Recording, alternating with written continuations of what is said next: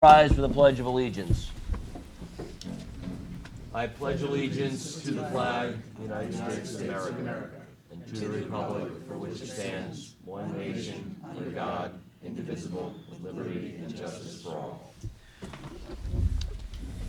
All right, good evening. Welcome to the February 20th, 2020, which is 2/20/2020. Kind of a ominous sounding numerical collection that will not ever happen again. So if you haven't noticed it, just stare at it for a second, because that's kind of fun to look at. I noticed it in the middle of a meeting today, and I thought, wow, that's worth noting. That's not going to happen again. We've got a busy agenda, and we'll start, Kelly, with the roll call, please. Neil Zuckerman. Here. Kim Connor. Here. Dennis Gagnon. Here. Neil Tolman. Here. Peter Lewis. Here. And I thank all my fellow board members for being here, because we are short a couple of folks, and so what? Oh, yes, thank you. That's a very good point. Kim has reminded me that we'd like to thank David Hardy for his many years of service to this board. It is tireless, it is generally thankless, and it is barely remunerative. And so we do receive a small stipend, but that's probably not worth the time spent. But we do it for the love of community, and Dave was always with good cheer, always asking smart questions, and always available to be a party to what is the important business of this town. So we thank David, and if he's watching this, thank you very much for your service. Thank you, Kim, for that reminder. I'd like an approval of the minutes. Can we do it en masse, December and January? Okay, so can I have a motion to approve the minutes from both December and January, please? I'll make that motion. Thank you. Second? I'll second that. All in favor? Aye. What? Discussion. All right. Would anyone like to, sorry, any additions, corrections? Okay. All in favor? Aye. All opposed? Any abstentions? Okay, motion passes. Fantastic, thank you very much. Okay, correspondence. I know we have the Orendreich letter that we sent them, Steve, that you sent. Is there anything else about that besides, I don't recall that we received. We received a response from Oh, we Beatty and did. Watson. Okay, well, let's then discuss it. Any thoughts on it? I can tell you about the project. That would be great, please. Jen Reed from Beatty and Watson. Orendreich it's actually in Putnam Valley. It's not in Philipstown. But it is on Route 301 across from Stonecrop Gardens. What they are doing is replacing an existing storage building with another storage building. The existing storage building on here is the hatched area, and it's kind of falling apart, and they don't quite have enough storage. Instead, they're going to replace it with what's in blue, which is a little bit larger. If you look. If you want to, you can take it off. Okay.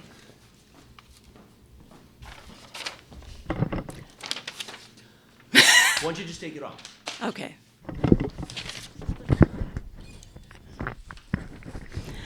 And don't sing. Okay. We're about 1,600 feet away from Route 301, and so it shouldn't be seen as something negative that's coming up. It's just a replacement building. It's in the same spot as the other building. That's really all it is. Discussion? Is it visible from 301? I doubt it. The slopes that you have there, do they go down toward 301 or do they go up to 301? Is it like below the grade level or? This is down. This is 976 up here, but I don't know. I mean, we're talking about these grades right here. So. And did the existing building have residential? Because this building, No. it looks like it's for trucks and. It is for trucks. The new building is for trucks. I don't really know why. I saw that it said lodge on it. I'm not exactly sure why that, but and I thought the same thing, but I don't. There is no residence proposed, and I don't think there's a residence now. It's going to be torn down what's there now. Didn't it, I thought it said somewhere that there were apartments. Like that there were 2 apartments upstairs. It's supposed to be a one-story building with storage and garage space. No. No? The new building will again provide lodging on the second floor with two two-bedroom apartments and garage and storage space on the first floor. And I have the wrong information.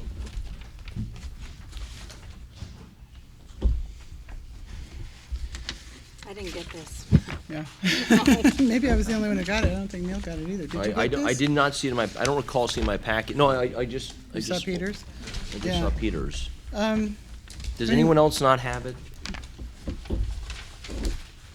Yeah, I'll just pass it down here. Dennis, why don't you share that with Neil? No. The only thing you can see from the road is the gate and the. Oh, from, okay. okay. So we have a view shed question, right? That's your basic Yeah, question. I just wanted to know, I mean, it, The town of Putnam Valley already has they're already about to approve it. On Monday, they're planning on approving it. They think this was more of a courtesy because we're right on Route 301 and next to Philipstown, and so, It's always just proximity, really, Yeah. rather Yeah. than any issues. yeah. I just wanted to know, what it is and, so I guess the only other question I have is a design question, which is meaningless, but why a gambrel roof when you've got mansard roofs next to it? Anyway. Well, those are legitimate questions. We've been asked for our opinion. Visual. We've been asked for our effect, opinion, our opinion therefore consistency, counts. Stuff like that. Others? Neil Toman?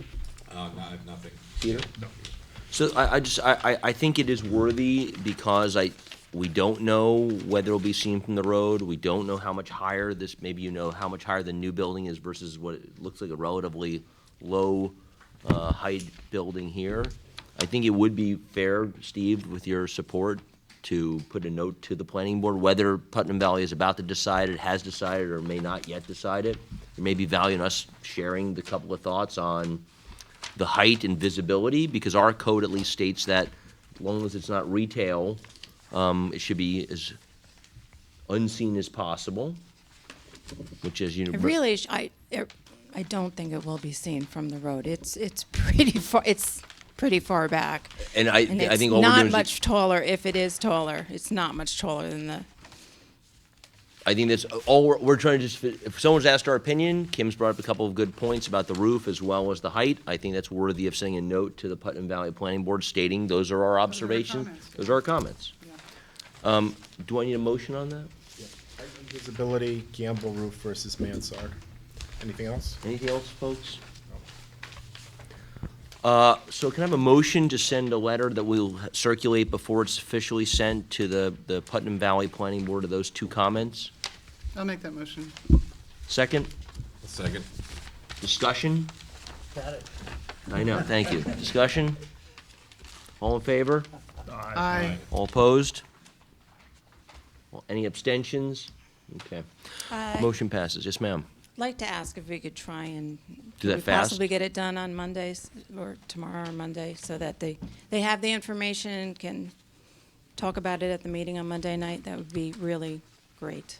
Sure. Do you want me to sign it and send it? Do you want to sign and I send it? am completely indifferent. I'm sure they will find a lawyer's signature more impressive than my own, so All right, I'll circulate a draft tomorrow, and assuming that no one has any problems with it, I'll shoot out the letter. Thank you. Thanks very much. Okay, Graymore and EBI Consulting. I think you've all seen the packet. I thought it was worthy of this group to have a discussion, because while we don't have and maybe, actually, Steve, why don't you give the legal parameters we have on this project? What is in our purview and what is not? Well, there are two issues that actually arose in regard to this, and the first one is the referral itself, which is in regard to impacts on historic properties here at Graymore. The town has a right to comment on they're pretty much visual, but it could be aesthetic, it could be traffic, noise, lights, things like that it thinks proposed development might have on identified historic properties when something like this, and in this case, it's an addition to a existing water tower which is being used for cell service. Right. And the planning board is the board to which the letter was addressed. I think you're probably the most appropriate board to comment on it anyway, although certainly you could circulate it to other boards if you had a mind to. And, you know, the plans are the plans. It's an existing water tower, and they're going to put, it's all one array, but it comes in 3 pieces, so it kind of looks like it's 3, but it's, well, look, I mean, it's your decision, not mine, but it doesn't appear to me that it's going to make any significant difference in the appearance of the water tower, which already has arrays on it.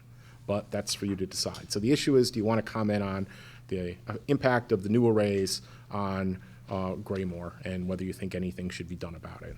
The other issue that arose is, of course, that they're proposing to put up technically more cellular service equipment in the town. And the town code says that you need a special permit from the ZBA in order to do that. It's just the way that the code is written.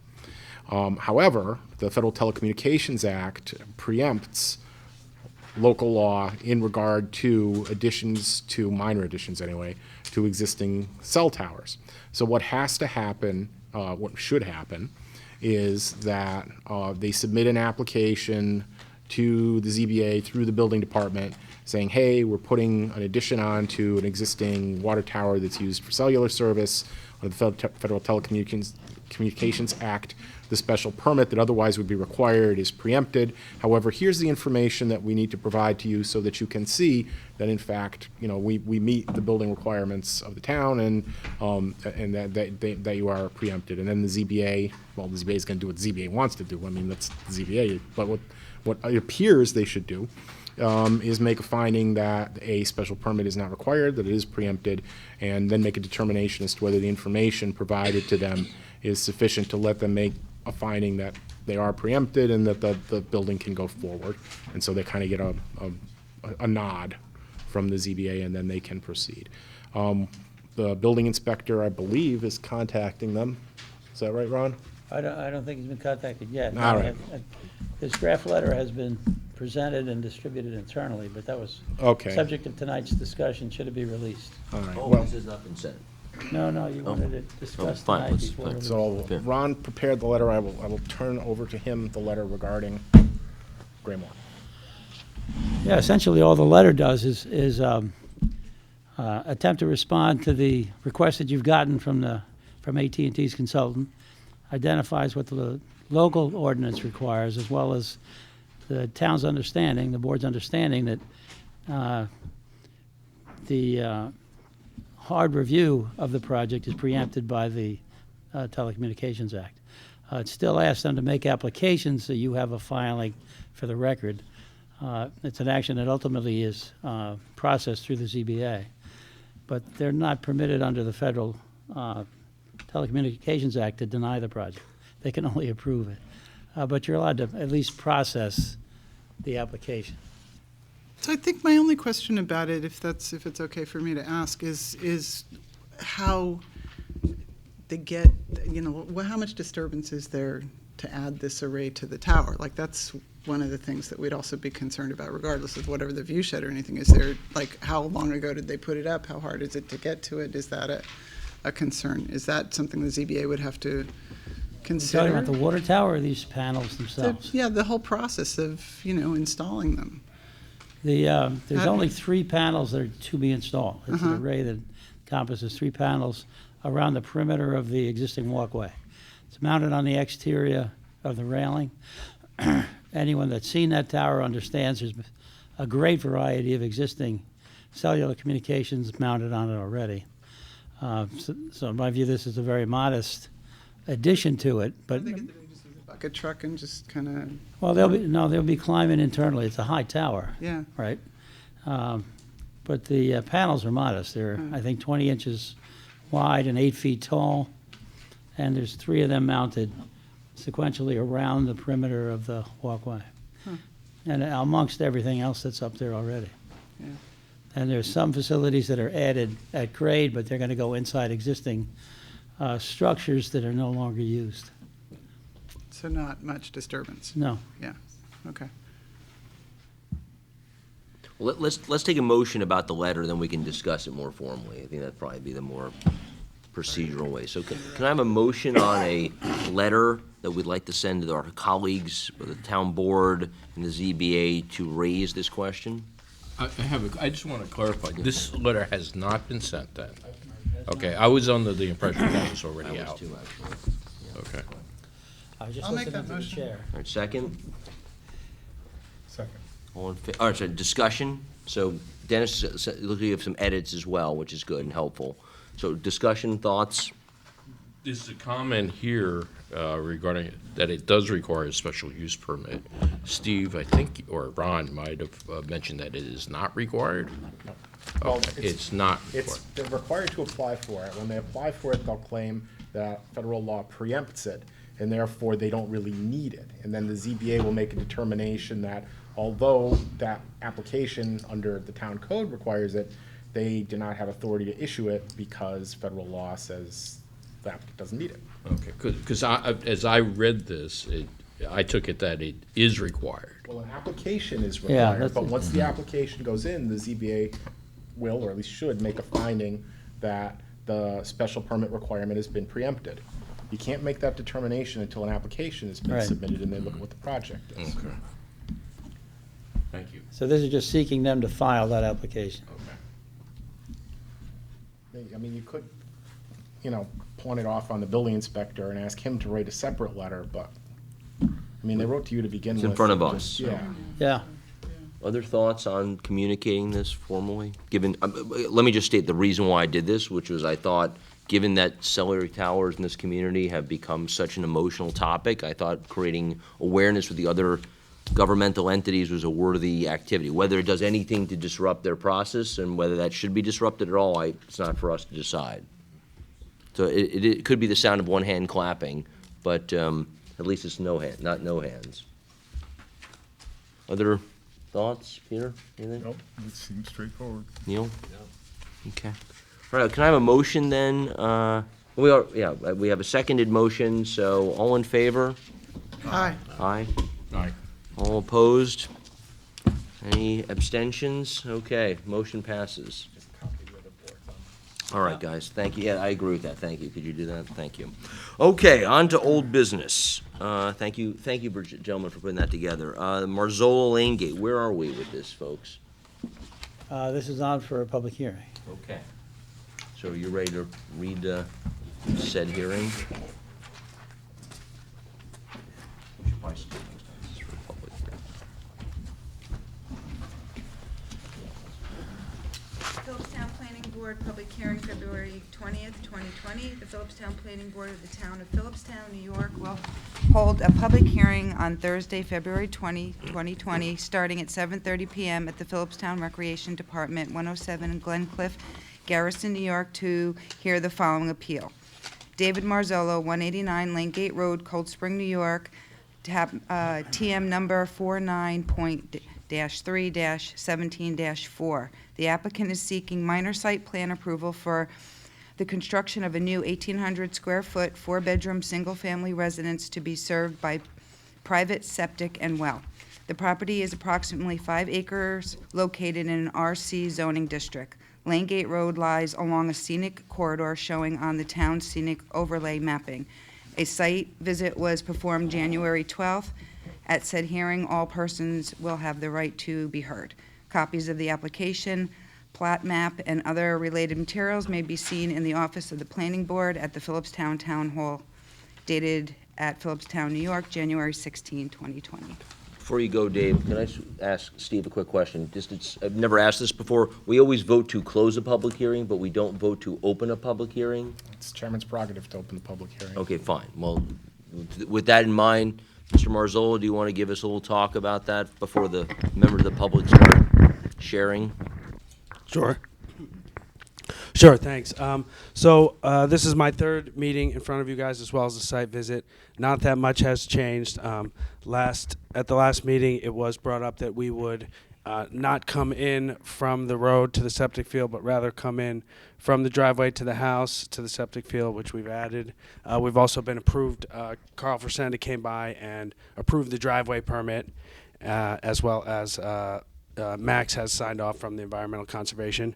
I know this is a public hearing, but rather than ask all of my neighbors to come individually, I collected letters from everyone within the 200-foot, or at least most of the people within the 200-foot radius. There are only two neighbors on this side of the road, the Cranes, Michael and Ben Crane, and the Turners, who are the top two letters. And then across the street, there's Jen Marinin down here, and my father, Claudio. So they're the third and fourth letter, as well as three other letters from Andy Haas, Matt Coleman, and Chris Cunningham. So I have 7 letters out of, I think, 10 people that were notified, all in support of the project. So I don't know if I can give that to you and you can pass it around.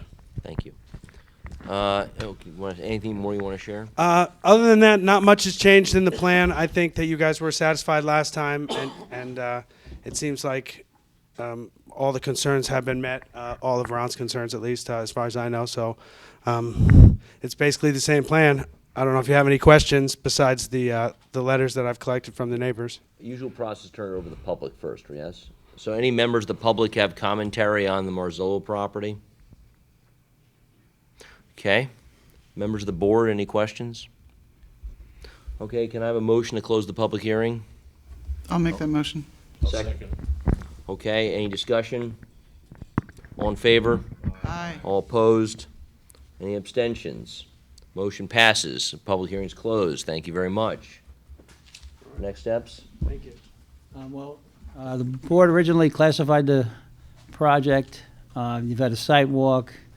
You've made a secret determination that it's a type 2 action, so those procedural things have all been addressed. I've not seen the latest plat. That merely should be filed so it can be reviewed, and if the board's so disposed, you can just direct me to prepare resolutions for the next meeting. Okay. Let's take a motion and we can discuss that. A motion to direct Ron to prepare resolutions to approve the project. Have a motion? So moved. Second? Second. Okay, discussion, anything? No. Okay, all in favor? Aye. Aye. All opposed? Abstentions? Motion passes. So Ron, you'll have that for us? Right. Great. So just for my own clarification, does this mean I need to wait to proceed until the next planning board meeting, or? Can you, I know there's a deadline of April 1st for the tree clearing because of the bat habitat.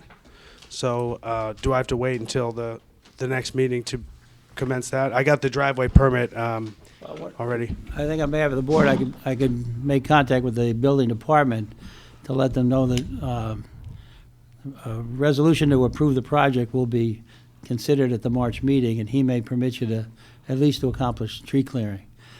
It's something you have to work out with him directly, but I'll make that contact on the board's behalf. Okay, but so technically I'm not approved yet. No. That means one no, more. and you should check in with the building department, I'd say the beginning of next week. Okay, thank you. all right, thank you very much. All right, next order of business, CRS International Self-Storage on Route 9. What's our order of business on this one? There's been submittal of additional plans. I think the applicant's representative should make a presentation to the board. All right, Jamie, you have, looks like you have the floor for this.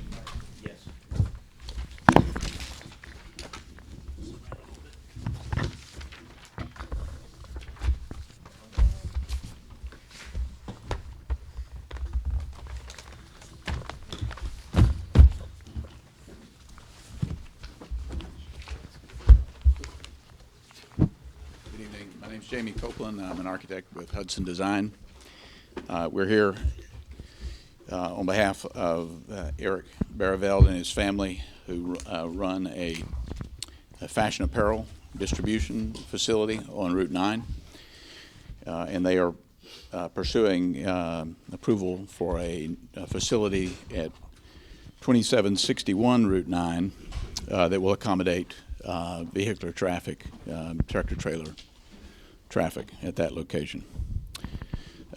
Previously, we were asked to provide a letter that acknowledges the seller's approval that we pursue an application.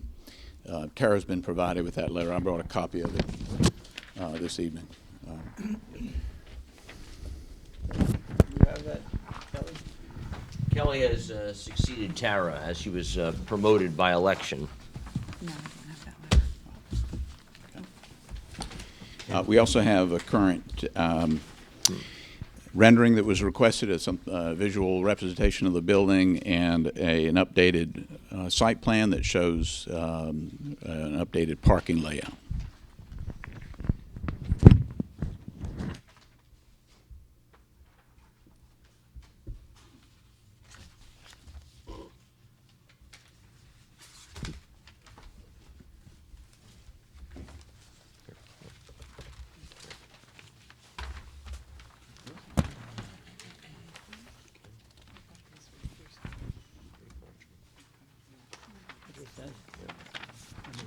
Thank you.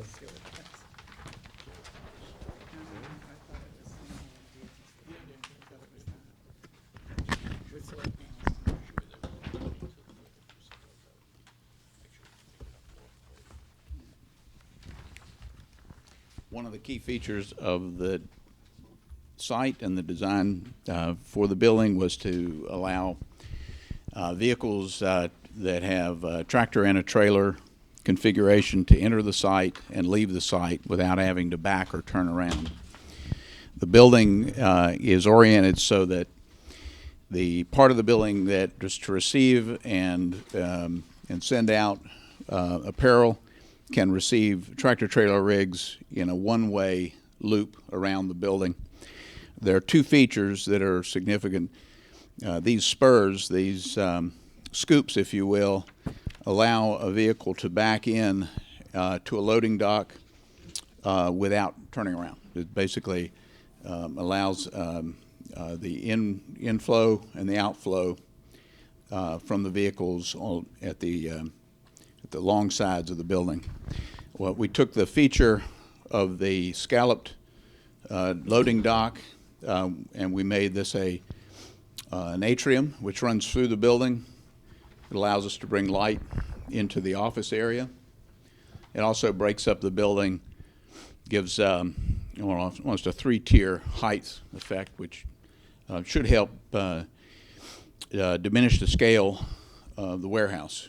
It also brings natural light into the office section, and again, it breaks down and lowers the mass of the building going forward to the office area.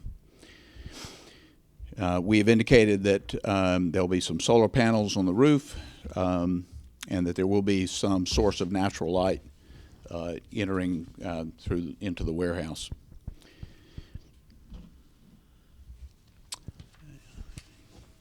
We also have some updated engineering. Jason, you want to bring them up to speed on the engineering?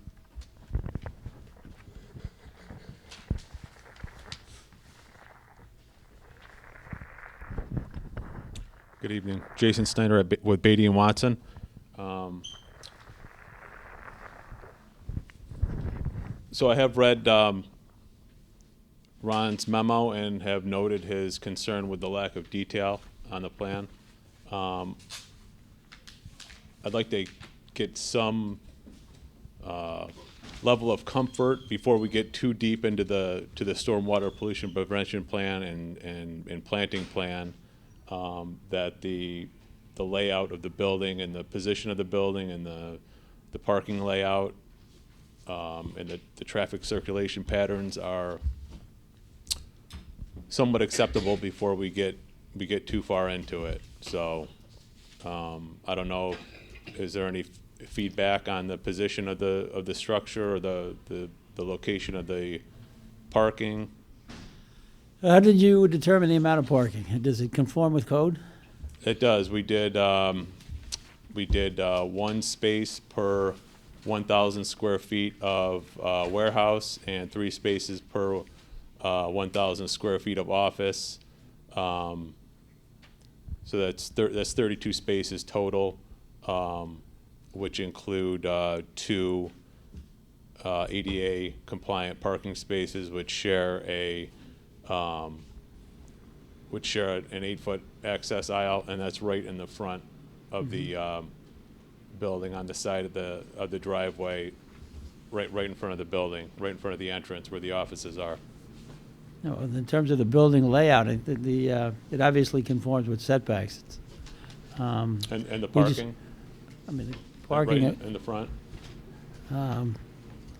I guess We're gonna incorporate screening, obviously, but. right.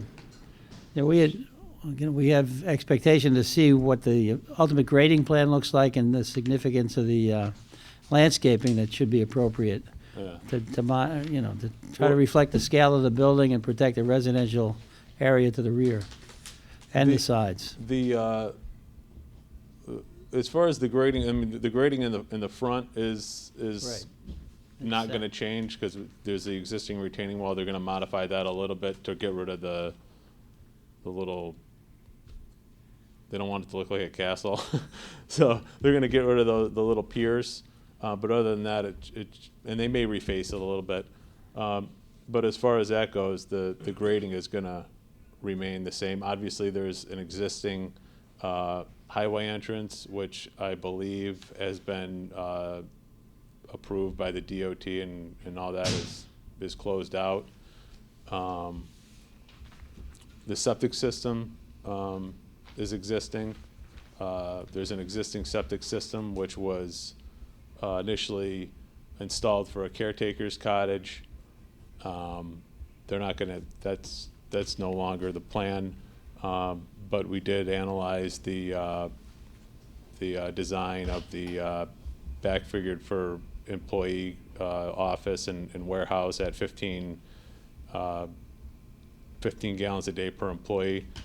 It's plenty big for 50 employees, and they don't intend to have anywhere near that, so. Yeah, okay. That should be evidenced in some kind of narrative that you file when you further refine the plans to those other issues we just discussed, landscaping, stormwater grading, Yeah. and that would be fine. At this point, they actually did file, in addition to these limited plans, a full EAF for the project that was lacking originally. So notwithstanding the incomplete nature of the details of the plan, I think it's now at a point where you could consider initiating the environmental review. We were lacking that information before, so initially you should make a determination as to whether you want to have a coordinated review or uncoordinated review. Let's first see if folks have questions. So I have a few questions. One of the questions I have is, so a septic that was designed for a caretaker's cottage is enough for 50 employees? Yeah, 600 gallons a day. It was a 3-bedroom. Yeah, but, It was kind of done. It's approved. It's approved as 600. It's designed and approved as 600 gallons per day. It's approved as and designed as a 600 gallon per day system. I don't know how, if 600 gallons is a lot. It just seems to me that, the idea, like if I put 50 people in my house, and it's just, that's interesting to me. Do we get a memo or something from the county saying, that that's adequate, or, how do we know that that's? Well, that could be addressed through the environmental review. If you Okay. conduct a coordinated review, they'd be notified. Those details would be provided to them, and you'd seek comments, which they may or may not provide, but you'd attempt to give them the opportunity to offer guidance if they wish. The standard design flows for office and warehouse employees is already established in the state guidelines. That's fine. I just, It's 15 gallons per day per employee without showers. I see. Or dishwashing or laundry. Okay. Just seems kind of counterintuitive, but, so do we want to ask all my questions, or do we want to, is that appropriate now? Okay, so, one of the questions I have here is I notice on this particular drawing that you just gave us that the road frontage, the minimum road frontage is 300 feet, and that you have 275.42 feet. Do they have to seek a variance since they don't meet that road frontage minimum?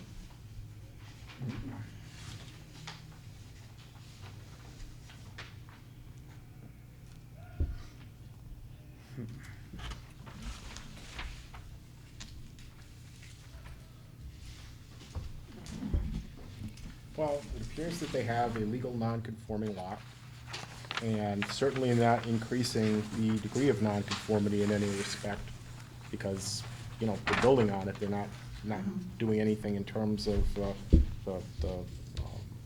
frontage of the lot on the roadway. So, my initial reaction, at least, would be no, they don't. We can explore the issue further if you like, but that would certainly be the way I would look at it, at Yeah, least out of the box.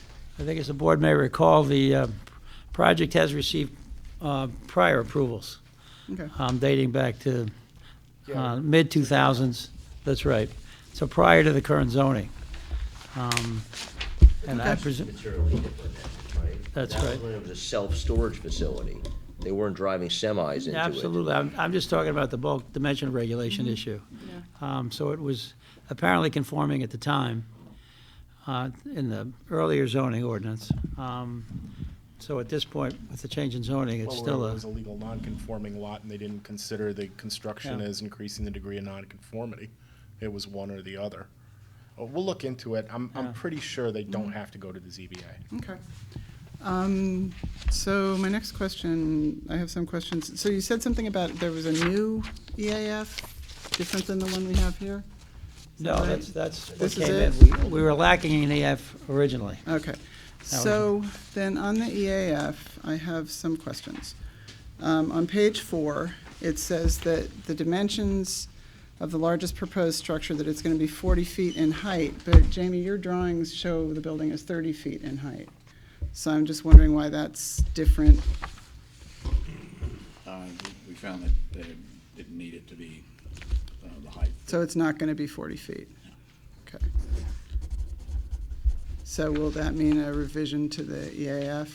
I don't think it requires it unless Okay. you wish to have that made more accurate. They'll have the engineering plans as well to see the details. I believe on our table, it does say 30 feet, so. Okay.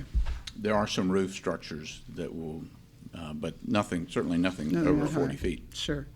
Okay. I don't believe the solar panels increase the height of the roof. Probably not by 10 feet. Yeah, okay. On page 7K, it says, will the proposed action for commercial or industrial projects only generate new or additional demand for energy?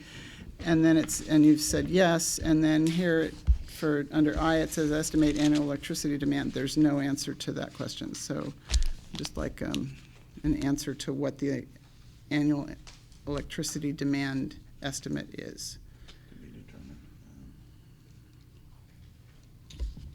I mean, you don't have to tell me right now, but, you know, it's just, that's, and then on page 11, under F, it says there are, I wanted to ask about so this goes back to Ron's question about the steep slopes, because 24% of the site is 15% or greater, but we don't have a sense of that in Right. any of the drawings that we have, so we'd like to know about that. So I'm just echoing what Ron had to say. And then under H, it says that,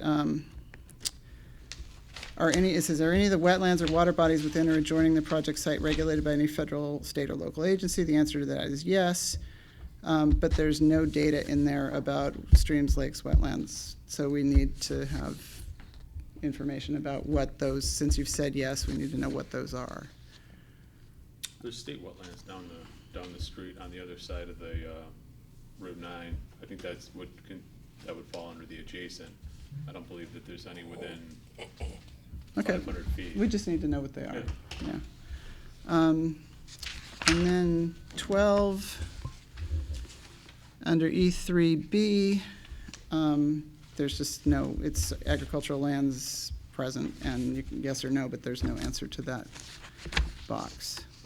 And then the other question I have is a question for Ron. So Ron, in asking for a no violations letter, does that include, that's just this site, it doesn't include their existing site, right, that they have further up Right, Route 9? concerns this site. Just this site, that's all Right. that can be considered. Okay. Okay, that's it. We'll patch that up. Good. Ron, are you gonna include those in your memo, those comments? Well, no, you and I will communicate. I just need a revised EAF if the board chooses to initiate a coordinated review tonight. Other questions? Dennis? Who's the other involved agency? Neil? What? What other involved agency? No, yeah, well, Well, I Jason, still you think say, you wanna I refer know to that the DOH. entrance, the It's sweep his of the entrance was an representation issue. that You they've said got you are approval. Guys. working, and we're waiting on some permitting for that? DOT as well. No, Did it's, they as ever approve far the as I plan? know, Okay. it's Doesn't it's change. constructed as far as this, this hatching here is. The sweep has not been completed. But this, I believe this curb cut has, I believe Mid Hudson constructed that. It was inspected by the DOT. They got their bond back, and it's all existing and approved. Yeah, that has not been confirmed by my office, and we'll check into that. Yeah. Right. But does that count for this use? Because, that was going to be self-storage where people would be coming in with smaller trucks and Right. cars, Right, not so- tractor trailers. It's a 24-foot throat regardless. The commercial entrance is 24 feet regardless of the use. And what about the sight lines and things like that? With the big trucks? Because we have, I don't, you weren't at the other meeting, but I live off of Route 9. And the existing business that these folks have has a lot of trucks that come in that block the entire road. That, you've been there, you work right there. So, we have concerns about sight distance and trucks, and there's a big hill, people. So that was, I think, what we were asking for when we wanted to know about what the DOT thought. That's correct. I think that would be part of the information we'd seek from DOT, or comments we'd seek from DOT, if you wish to conduct a coordinated review. Dennis? I have a comment. When we did the site visit, which was a while back, there were concerns of that radius, that a tractor trailer coming in from the north would possibly have to cross over the Ron, center yellow Dennis, line. can you grab a microphone? I'm sorry, would possibly have to come over the center yellow line to make that turn. Has that been looked at? Yeah, we have all the turning movements for a 53-foot trailer in and out of the site. We can provide a plan that shows. It was one of our comments as we were observing traffic coming down and walking that site that day, so. Yeah, we can prepare a plan with just the turning movements throughout the site. Okay. That would be helpful. Yeah. Neil? Well, no, just the same question. I just wanted to make sure that the new opening, or the whole entrance had been calibrated for the new use, and whether everything had, because I agree, the trucks, the larger trucks going in and out, you can see just by standing there, you can see how it might be a little close. So I think it'd be good if we had that documentation along with everything else. It seems like we have a need, I remember talking about this months ago now, but we had a real need for understanding what kind of traffic flow was coming in and out of the property, what size of vehicles, could those vehicles execute those turns into the property efficiently without causing disturbance north and southbound? I mean, it seems like it's not a location that's a flat, long straightaway. There seems to be some value in investigating further, and I suspect when we come to public comments, there'll be a area of inquiry. So what can we ask the applicant to do to provide us greater detail about traffic? Well, my memorandum identifies additional technical information that the board would seek. We've mentioned other things tonight that I'll attempt to obtain from the applicant, as well as a revised EAF to address comments raised tonight by the board. And we'll incorporate those issues, in the narrative, the issue of traffic generation. Plans can be refined, to identify turning radii, which again can be provided to DOT and allow them to comment on. As part of our super. Right. Yeah. I mean, it does feel, at least to me, that I would like to make sure data is present before we have a public hearing, because to have a public hearing until all the data is available would make it hard for the public to actually comment and be productive. You want your public hearing after you have all the data, because otherwise we're going to loop for a while. Peter, do you have any questions? No, the traffic was really my question, and that's been addressed. Good. I have one I'd like to add. I would like the elimination of continuing to call this self-storage. This is not a self-storage facility anymore, and I think it's going to be deceptive to the public to hear. I mean, when I looked at it, I saw offices. It's not self-storage, and the application is entitled self-storage. So I'd like you to name it whatever it actually is going to be, because it's not. It sounds like you're having large trucks bringing in material with an office. That's not self-storage. Your EAF is entitled that, Jamie. Yeah, I mean, right here, it's the first word. So I'd like you to consider changing that. That sounds like it's marketing. It's not. I think it's just clarity. All right, so those are our questions. I guess we take a motion on SECRM being lead agency.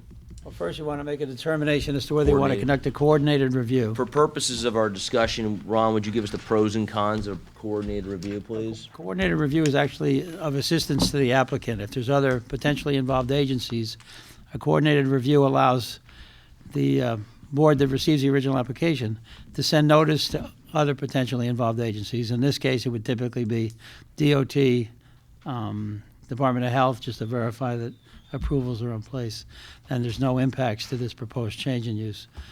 Cons? And well, again, once a coordinated review is accomplished, presuming that no other agency raises an objection, you then become lead agency, and you're allowed to make a secret declaration as soon as you obtain sufficient technical information on which to base a decision. In an uncoordinated review, you just make a decision whenever you feel appropriate with the information provided. And then every other involved agency would have to make their own secret determination. So it tends to quicken the process a bit if you do a coordinated review, but it's entirely your choice. You with smirks on, would you have a thought? Well, Ron and I always fight about this. Actually, I agree with him more or less this time. The difference between a coordinated review and an uncoordinated review is when you have multiple involved agencies. Involved agencies are agencies that actually issue a discretionary permit. So the building inspector, even though he issues a building permit, is not an involved agency. It's not a discretionary permit. County planning, for example, that's not an approval. Even though they review and they report, they're not an involved agency.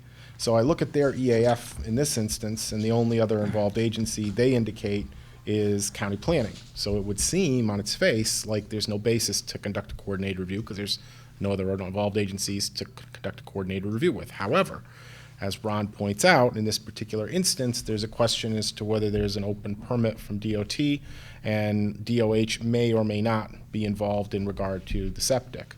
So there's at least grounds for this board to undertake a coordinated review. First, you would determine that it's an unlisted action, actually, because it's type 1 action, you'd be required to do a coordinated review. Unlisted gives you the choice. So you make determinations in unlisted action. Then, in this instance, I think it would be a good idea, I agree with Ron, to have a coordinated review just to get the issues that you're talking about, whether it's the turning radii or the issue about the adequacy of the septic, in front of DOT and DOH. And what you do is you make a motion to circulate notice of intent to be lead agency. A letter goes out, you have to wait 30 days, or until they chime in, if they chime in more quickly and say we consent to it, before you can actually take any action under SECRA. And assuming that nobody objects, then you will be lead agency. The times when you might want to do an uncoordinated review, for example, would be if you had a site plan or subdivision which required a variance from the ZBA, because nobody can actually take action until SECRA is done. So if you split and have an uncoordinated review, which is a legitimate thing to do, the ZBA would be able to determine whether or not they get the variance. There's apparently anyway, no variance involved in your application, but I'm just talking generalities here. And it would allow them to decide whether or not the variance will be granted before the applicant has to spend all the time and money to go through the full site plan for an assumption of a variance they may not get. So sometimes you don't want to do an uncoordinated review. There is a little bit of a downside occasionally. But here, Mr. Gaynor is correct. This once for... Let's take a motion on a coordinated review here. Can I have a? Well, actually, you want to have an unlisted action. You Well, type but it. it is unlisted, is it not? Well, you make a determination. You could type it. You'd say it's a type Well, 1 our action. note says the application represents an unlisted action Well, the already. applicant can say whatever he wants. It's until you determine it's Fine. not anything. So go ahead, please. Sorry, can I just clarify one thing regarding the septic system? just for the record, the system was designed and approved as 600 gallons a day, but the construction compliance hasn't been issued. So it can't be issued until because the septic tank wasn't installed. So we still need to get, this needs a change of use with the health department, and they also need to see the building plans, the floor plans, so that they can confirm the design flow and all that. So the health department is going to verify and approve this use and the design flows, so. You should have listed them as an involved agency on your EAF then. That's And another we'll one clean that up, we'll exactly. clean up. All right, can I get a motion to declare this an unlisted action? I'll make that motion. Second? Second. Discussion at all? All in favor? Aye. All opposed? Abstentions? Okay, that passes. All right, coordinated review, it seems like that's the right approach. We can discuss it if we want to. Can I have a motion to make this a coordinated action under SECRA? I'll make that motion. Second? I'll second that. All in, discussion at all? Thank you for the words of wisdom on how to think through it, by the way. All in favor? Aye. And I vote aye. All opposed? Abstentions? That passes. I'm not sure about a public hearing at this point. I don't know what this, I feel like it's premature until all the days, and unless the people feel, which is, all right, thank you. So we will not take that action at this point. Other next steps, gentlemen? Well, we'll look into the zoning issue. Ron and them will work on cleaning up what's in his memo, and we'll have to work with for Kelly. Kelly, thank you for the circulation for notice of intent to be lead agency. All right, good. My intent would be to work with the applicant to resolve the deficiencies in the AF and whatever additions we just described as necessary to the plans, as well as any other missing information we want to have to include in the circulation for intent to be lead agency. And as soon as that's received, in the interim, Callie and I will issue those, the seeker documents, the coordinated notice to all other agencies as soon as we receive it, just so the board understands the process. Yeah, and I don't want to talk out of school. Maybe the board will be interested in it, maybe they won't. But if you haven't talked with a traffic engineer yet about site distances, turning radius, and things like that, I'm not saying you need a full report, but maybe just a letter or something along those lines might be helpful. Gentlemen, any questions? All right, good. All right, good, thank you. All right, on to new business, Joseph Pell Lombardi, lot line adjustment. We all have your memo, Ron. You want to provide us any additional commentary? I think the applicant's representative can initially make a presentation, describe what the project is, and what's always of interest is to understand the basis for the, right. The basis. why. Thank you.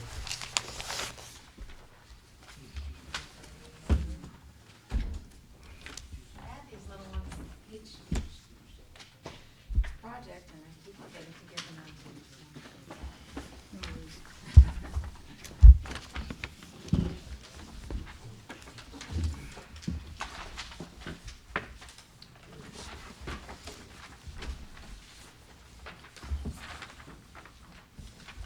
Thank you, Jennifer.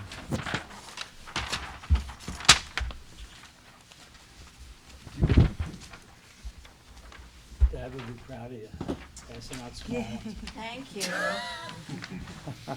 And fumbling with the microphone. Yeah, he loves that. Yeah. So, Neil, I Thank you. dropped by the building inspector today because I wanted to see where this was in like the hall. Yes. And he gave me these. Can we hand them out? Sure. Okay, so just take one and pass them along, because there was no, Yeah. Yeah, it's out way at the end of the development. Jennifer, you have the floor. Jen Reep with Beatty and Watson, representing Mr. Leach and Mr. Lombardi, who want to go through the subdivision process, but really, in reality, it is a subdivision, but it is a lot line adjustment. Mr. Leach owns, the property is up at Lake Valhalla. It's actually, Mr. Leach owns one of the largest lots up in Lake Valhalla. And Ms. Lombardi owns the smaller lot. If you look up here at the representation, yellow is Mr. Leach currently, blue is Mr. Lombardi. This green area on the second is what we want to swap. And so Mr. Lombardi's will become larger and Mr. Leach's will become a little bit smaller. However, Mr. Leach will be a conforming lot. Mr. Lombardi will be still non-conforming lot, but he will be less non-conforming by gaining the area. The only thing that has to move on the present lot that still is part of Mr. Leach's is this shed, and we're going to move it up to this site. Otherwise, there's no physical changes. It's just a lot line adjustment. What's the purpose of the adjustment? Who's I seeking think Mr. what? Lombardi just wants a little bit of extra land in the back of his piece. And really it kind of is, if you're a person that likes things square and, it's kind of a good cutoff there anyway, Is that it? That's it. That's what they're gonna do. Questions? Go ahead. So it's just the shed, there's no utilities to consider, no No, trees, nothing? well, I mean, mean, there's there are no- trees there, I mean, there's again, no- but no- no, there's nothing there. There's no physical structures on that area except for this shed that's gonna be moved. That's what I mean, you don't have to move anything to move the shed. You don't have to cut any no, trees, it's- no disturbance to no, move the shed, or no. anything like that?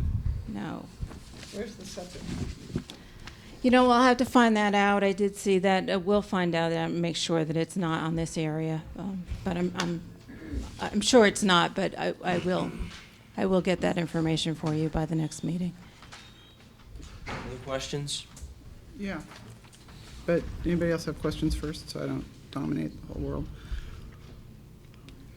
Nope. No?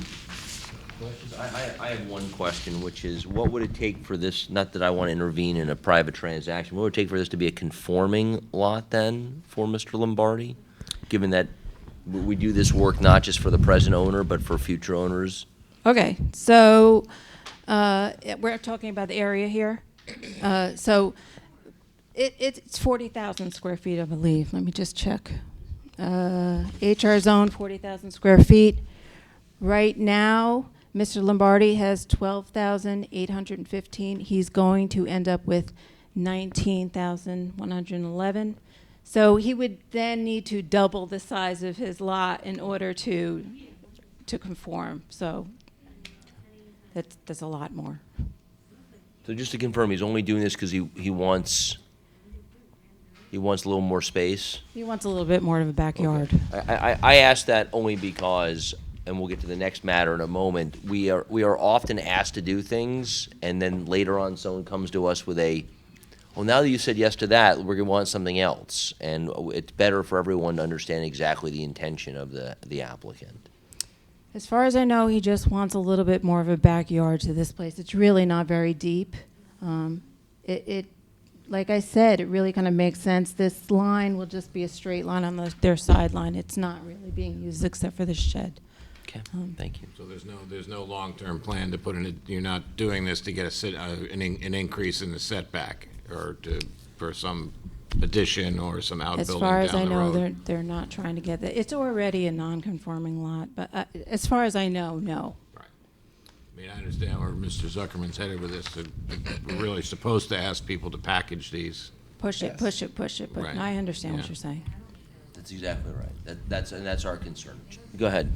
So, do you happen to know how many properties Mr. Lombardi owns up at Lake Valhalla? I don't know how many, but there are a few. He loves that place, and he does have a few. He has at least this one, the one where that main house is on, the one next to that, and I think another. I would guess at least 4. He does a lot of short-term rentals there, right? I believe so. Yeah. So my questions actually have to do with, sort of what the history of this parcel is, because I looked through the deeds, and I see that Mr. Leach has two properties, at least in the deed. He has 2 lots on a file map, is that what you're talking about? So I'm wondering where they are in relation to this. Like, is there a different one? Is this one and there's another one somewhere else? These are 2 different lots on the file map. Is Okay. that what you're talking about? Yeah, I think so. Yeah. Yeah. Okay. You'll see the division line on there. Okay. So he's just selling this piece to Mr. Lombardi that's a piece of one of those lots, right? Correct. And in his deed, there are 2 lots. Okay, so my other question then is, it says, where is it? In Appendix A of A1 of the application, I don't see anything in here that shows that Ms. Gomez actually transferred the property. I didn't see in the deed where that she transfers it to Mr. Leach. There's a, sorry, I'm wearing the wrong glasses today. It's in this one.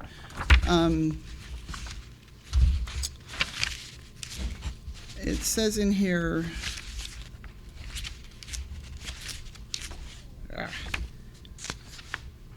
well, so maybe it must be in the application because it's in really tiny print. That's what I remember. It says, recent transfer of the interested grantee Jennifer Gomez to Todd P. Leach by deed, dated, and then it just says 2020 and there's no date there, and we don't have a document that says that. So I just want to, be sure that we see some kind of document that, because we usually ask for ownership, correct, Steve? We should Yeah. have the deed in there. We It's- should have it. I'll make Yeah. sure that we get the deed for Mr. Lombardi's piece you're talking about. No, for the. Mr. Leach. Mr. Leach and Ms. Gomez owned property Oh. together, and apparently she has transferred the interest, according to the Okay. application, she's transferred the interest in that to Mr. Leach, but there's no date in here and there's no document in here that says that. Okay. And the other thing is, I think it was in Ron's memo that this is open space adjacent, that the pieces around this parcel are part of, are on the open space index, or part of, so this is in a conservation this is in this zoning, it says, what's the zoning for this? Is it, because it says HR, okay. Yeah. But it is historic, it's also on the National Register, Lakeville Howlett, correct? That's right, it's in Yeah. a historic district. So it's a sensitive area, and it just seems to me that I imagine that the building inspector is going to see an application to enlarge the house and things like that. And so it Let's feels talk- like it's more of a two-part. So let's talk about that a little bit, because if that does come before us, It won't come before us because it won't be over 3,000 square feet. It'll just go to the No. building inspector, yeah, fair. right? But we can't do anything about that, right? No, I have to tell you, on an application like this, and, to take a step back, it's good to be skeptical, but sometimes, as the saying goes, a cigar is just a cigar. I mean, really, all they want to do is square off the lot. But on an application like this, the thing that the board would really want to look at is, even though perhaps in a geometric sense it makes sense to square off the lot like that, what's on the ground? Are you putting a lot line down the middle of an existing stone wall or swale, or I don't think there's any wetlands involved or anything like that, but something that would make it difficult to maintain or doesn't make sense as to what's actually there. But that aside, it's a conveyance of a small piece of land from one lot to another. There's really not a lot to see here, I don't believe. And if it turns out that if they subsequently want to make an application to put a patio on their house or something, well, so be it. It's not before the board at this time. I don't see how enlarging the lot is going to have that much effect on that anyway. I mean, unless you're concerned about what's on the neighboring lot. But, it's a concern, but I wouldn't let it be the overriding concern on this. See what's there on the ground, and if the squaring off the lot makes sense. If it does, they should get their approval. Ron? We have a technical review from my office. There's some procedural things to do. Obviously, it represents a minor subdivision. and you should classify it as such at tonight's meeting. Relative to environmental review, the SEQA regulations that became effective last year define these lot line adjustments as type 2 action, which doesn't warrant any further review. You merely have to classify it as such, and that, again, is an act you could take tonight if you wish, just to move it along. Because of the nearby open space that exists, referral to Putnam County Planning is required. We've identified in our review some waivers that may be appropriate if the board is so disposed, since it's only a lot line adjustment. So some information you normally would ask for is not currently shown on the plat. Rock outcrops, soil types, the tree inventory greater than 8 inches DBH, location of wells and septics. We do ask the question, as Kim has identified, it must be confirmed that the leach sanitary disposal system does not exist in any portion of the lot that's intended to be conveyed. So that should be confirmed. But other than that, it's a pretty straight-ahead project. You can also tonight decide whether you wish to make a site inspection. It's a pretty minor project, and I've been to the site, and it's all just open land. Okay. It's all just vacant property. So Steve's concerns, or not, hypothetical concern about there being a body of water or a wall does not None of exist. that, right. Okay. All right. Well, let's go through the steps. All right. Can I get a motion to declare the project as a minor subdivision? I'll make that motion. Second. Second. Discussion. All in favor? Aye. Aye, and I vote aye. Opposed? Abstentions? Motion passes. All right, let's classify this as a type 2 action. Have a motion? I'll make that motion. Thank you. Can I have a second? I'll second that. Wonderful. Any discussion? Okay, all in favor? Aye. Opposed? Abstentions? Okay, that passes. Referral to Putnam County Planning. I'll make that motion. Thank you.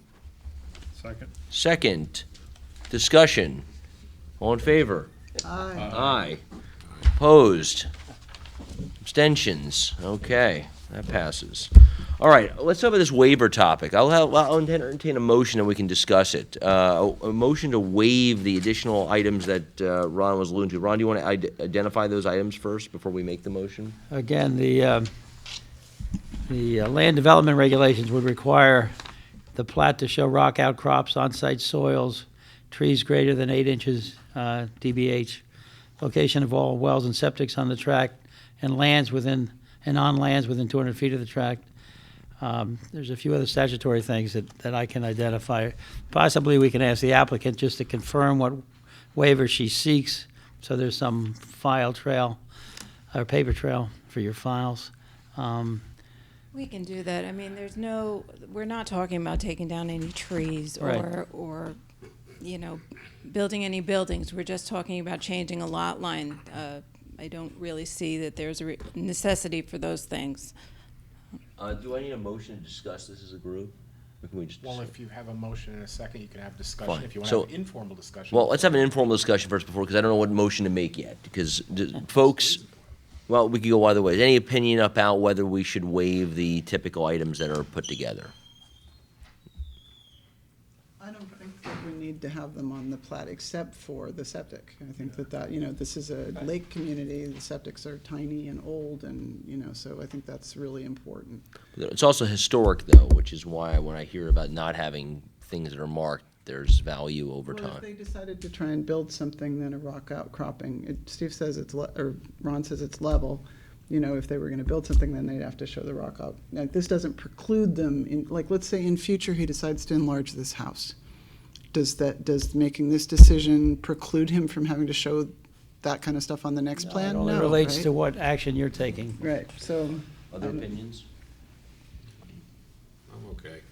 Yeah, I don't think it's Yeah. necessary. No, septic was the one thing. All right, so let me have a motion to waive and you can identify those items, Ron, at length, but including topography, rock outcroppings, soil, et cetera. Can I have a motion to waive those things to expedite this for the applicant? I'll make that motion. Second? I'll second. Okay. Any discussion, any further discussion? All in favor? Aye. Aye. All opposed? Abstentions? Okay, that motion passes. All right, what else do we have to do? It's just a question on, it's a subdivision, so it requires a public hearing. So we've generally, No site visit? I think we've gotten, I don't want to speak for us, but it sounds like we've gotten the man on the street's viewpoint. Does anyone have a viewpoint about whether they would like to do a site visit? You can drive by if I'm. A drive-by, okay. All right, so we don't need a motion to not do something, so we're not gonna take a motion on that, but let's, a public hearing, I think we'd like to do that. I think it's valuable, especially there's a tight community and small in nature. So can I have a motion to set a public hearing, please? I'll make that motion. Second. Second. Discussion. That's a good idea. All in favor? Aye. I vote aye. All opposed? Abstentions? Motion passes. Kelly, I look to you to set a date. That'll be for the March meeting, I presume? That would be a Yeah. good one. When is the And just- March meeting? The 19th. Oh, God, I may not be here. Oh, I'm not here that week. I'll go, who would like to, we'll talk about that another time. Kids' spring break. All right. We should be careful if anybody cannot make it, because you need a quorum. We have four of just seven. saying. Right, so we just need, does anyone else know at this point they will not be available on March 19th? I'm good. You're good, wow, you have it all the way, all up there. You got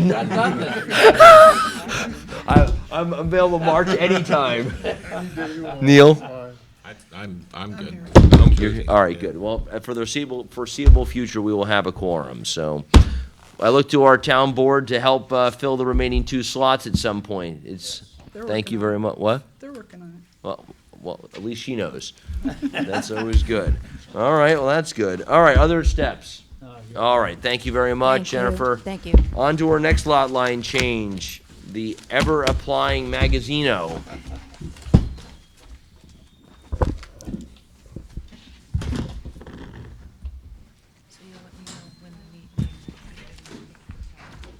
Oh, no, we can go for next, we're not doing a site visit. I meant for the.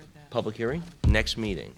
But that's what we're not doing a site Do visit. we need a motion for that, for the public hearing? We already did it. Did we do it? That's what we just Yeah, did. that's what you did. Okay. Losing track.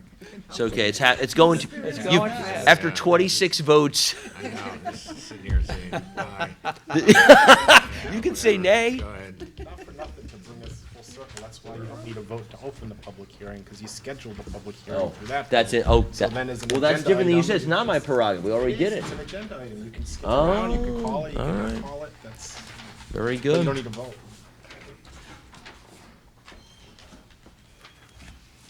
And just for the board's understanding, on subdivisions, a public hearing is required. It's not discretionary. Got it.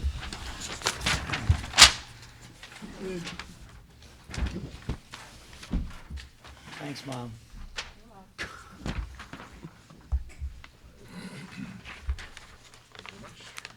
All right, Jennifer, you have the floor.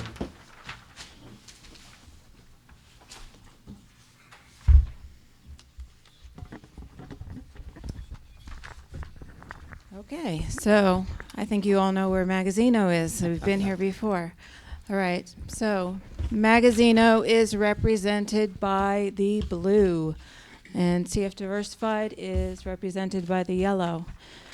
Magazzino would like to purchase this green area right here, which is 5.22 acres. They have no plans to put anything on it. And they just want some extra land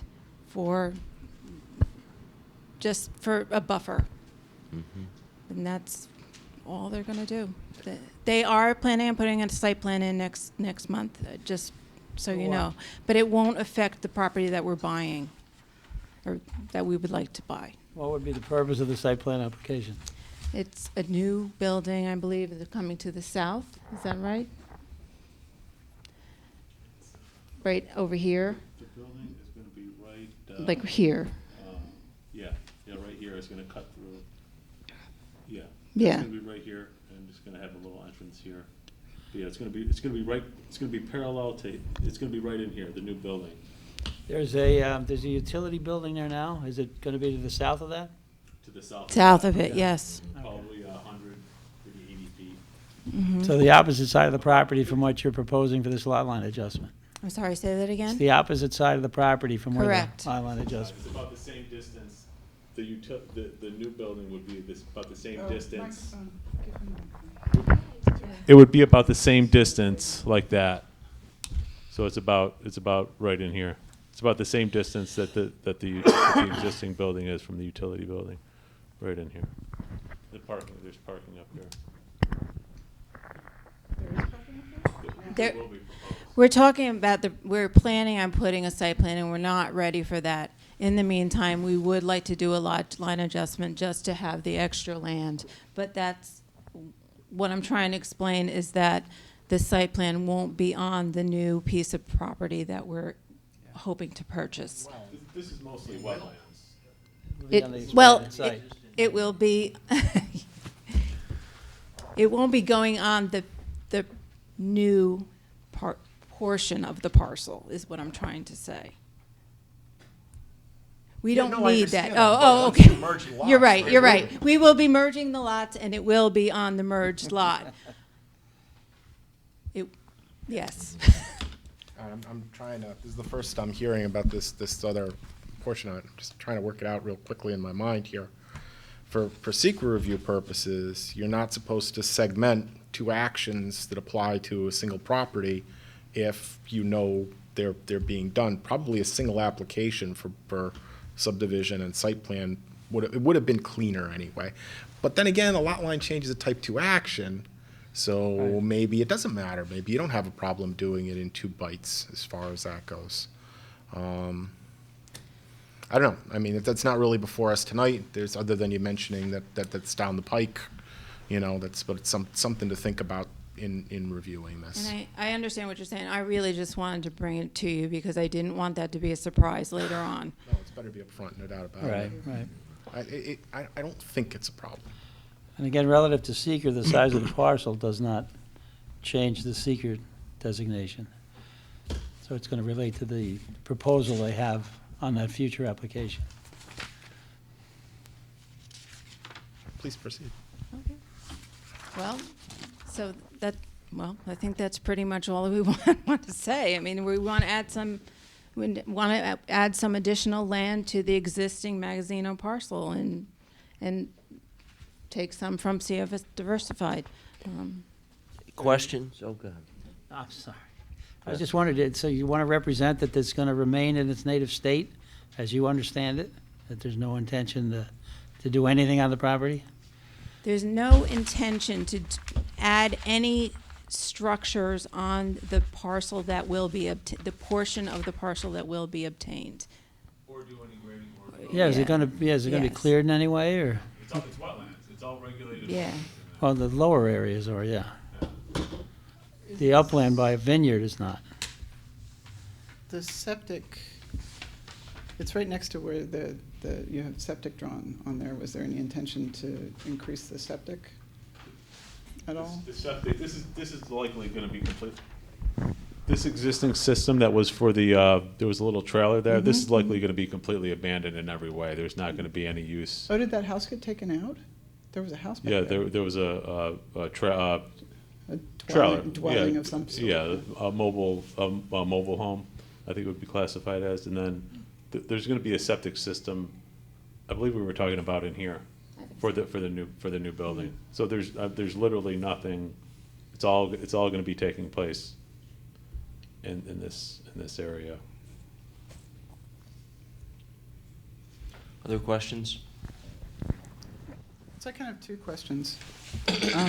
One is just, do you know where the new cell tower that they're going to put in there is going to go? Is it near this at all? It's already up, the cell tower. It is? The cell tower's up. Like around here somewhere. Right over there. Wow. Yeah. Okay, I haven't looked because I haven't looked. Okay, so it's not really that close. And then the other question I have is just a technical question. On the list of neighbors that you gave us, they seem to be neighbors that are within reach of Magazzino, but maybe not within reach of the lot that this piece was taken from. And I was just wondering, do those neighbors that are next to the affected lot, which does not belong to Magazino yet, have to be notified. Yeah, it would encompass the entirety of the 2 parcels that are affected. Yeah. Right. So So it'll be that- all those abutters, So right? that needs to We'll probably be double done. check the adjoiner list you're Yeah, talking about, we'll mhm. double check that and make sure that it's within 500 feet of the Yeah, entire. because it only Subdivision. reflects the people that are very close right here on this, the Magazino side. All right. Okay. That's all I have. Other questions? Steve, outside the seeker requirement to avoid segmentation, is there anything in the town code or is it codified anywhere else where we try to do comprehensive site plans and say 5-year plans or anything like that? It's only has to do with the seeker. It only has to do with secret. When there's an application submitted to you, you process it based on what it is they're asking for. Now, in the course of that, it's fair to ask things like, you know, are you planning any further buildings? Is there gonna be a driveway, a parking lot, whatever it is? Because that would inform your decision as to, you know, but if the applicant comes back and says, no, we don't have any intention now, you can't say, well, you gotta give us a 5-year plan and you're limited to it or something like that. I would ask one more.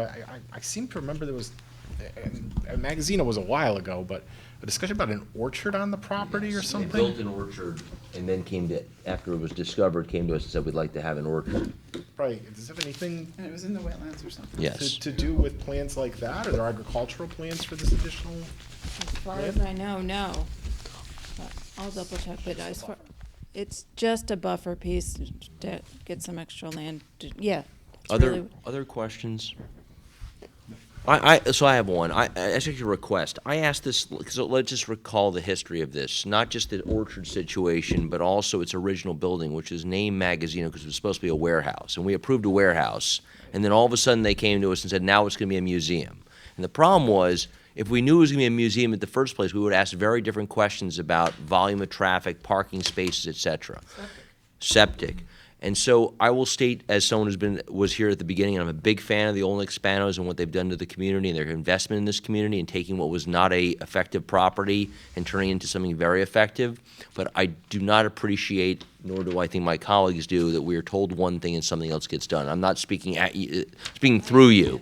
It would be, in my opinion, I would ask that your clients put together a note explaining why they want this land and what their intention is, because I do not want, exactly as the example came, that somehow all of a sudden now something is done differently in that land, which is not in keeping with the intention that's been stated tonight. And we do appreciate, I certainly appreciate you stating, Jennifer, the yet previously undisclosed new thing that will be coming before us. And I do want to emphasize what Neil said here, which is if there is an integrated viewpoint they could have of how this land plays into the next thing that we don't yet know about, that would make us feel like we're partners in a building process and not reading a chapter serial one by one.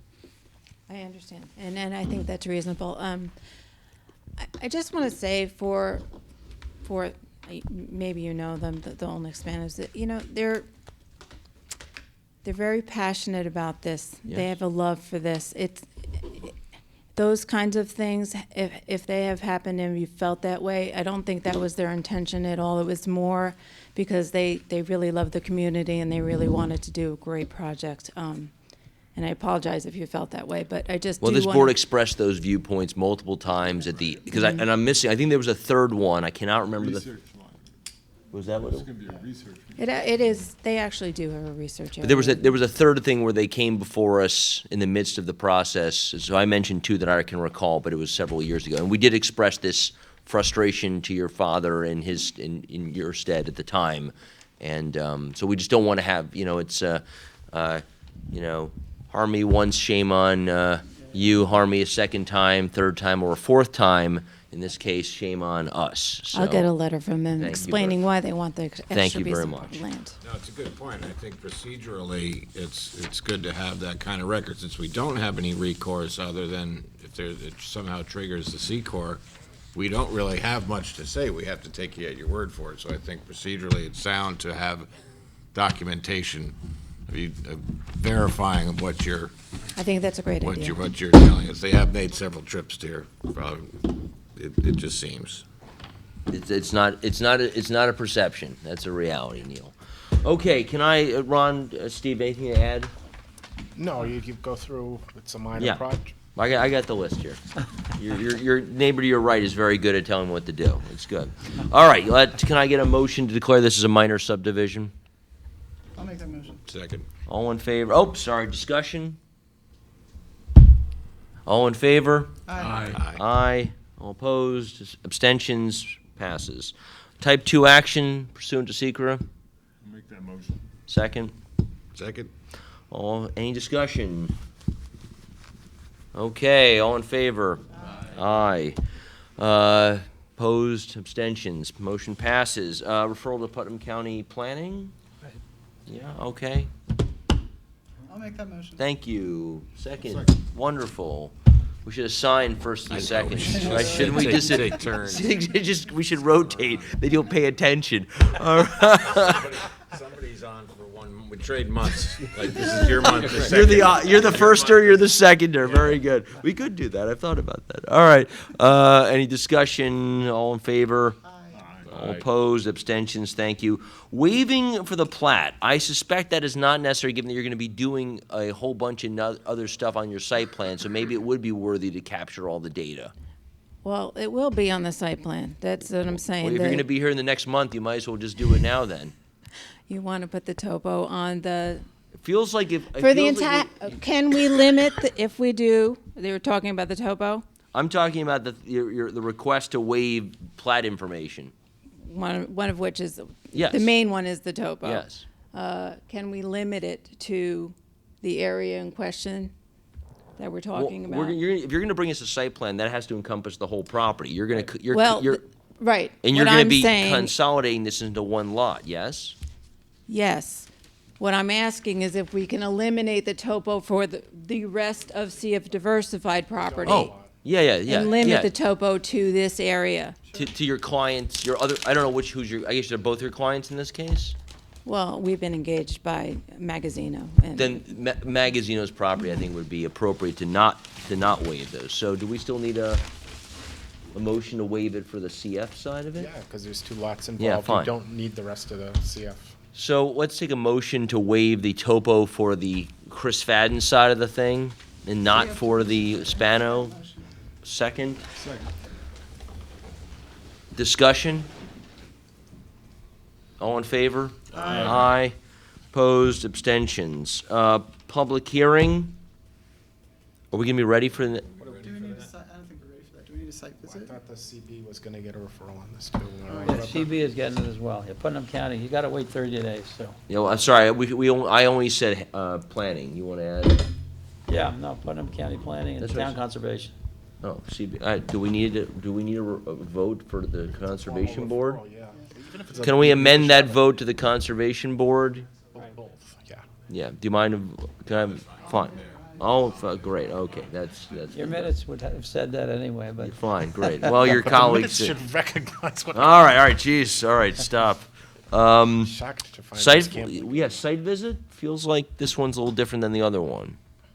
In terms of the size and the variation and the history. I think that's fair then. I see a lot of nodding heads among my colleagues, so a site visit then? So we'll hold off on a public hearing until after the site visit, all right? Need a motion for that? Yeah, can I get a motion to have a site plan, a site visit for, this property? I'll make that motion. Wonderful, I'll second that. wonderful. Any discussion? I don't want a date. All in favor? Aye. Aye. What? What's the- Want You to gotta set a pick the date? date for, all right, geez, all right, my God. You can set it. It's not a big deal. My Let's God, say it it's doesn't a- matter when we say the date. Hold on. What do you got for us? What's in time you get it in? You can do it next week. we're gonna spring ahead that day too.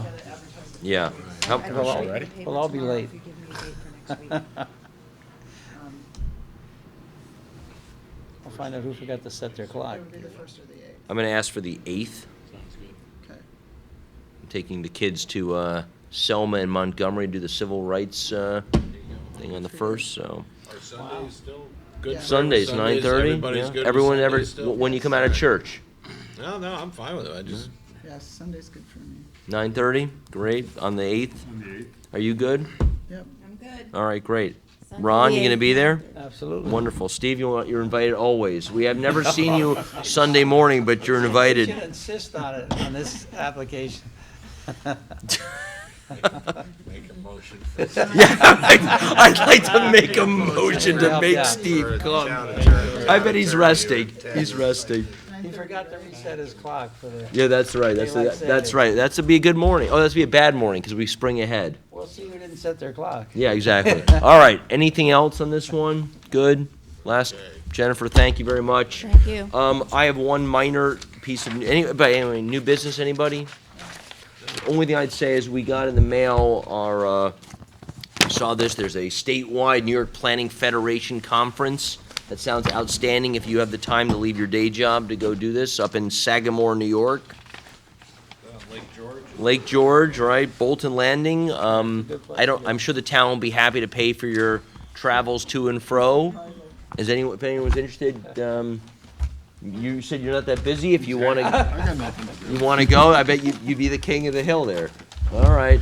Anything else? One other thing that the Well- board, Riverview Industries, I Yes. just want to make sure the board had seen, I distributed, I think earlier in the week or last week, some time-lapse photos for the Riverview Industry site so you can appreciate how it's changed in the reasonably recent past. That's good. So, Contradicting the statements made by the applicant's representative, yeah.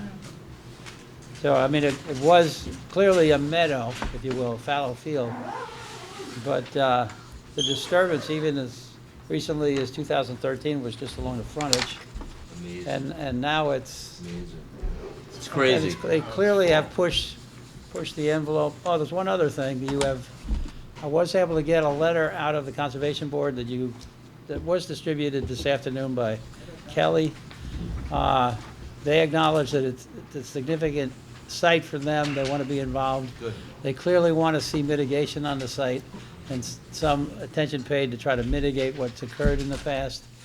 So they're going to try to offer limits that you may want to consider when you prosecute the site plan application.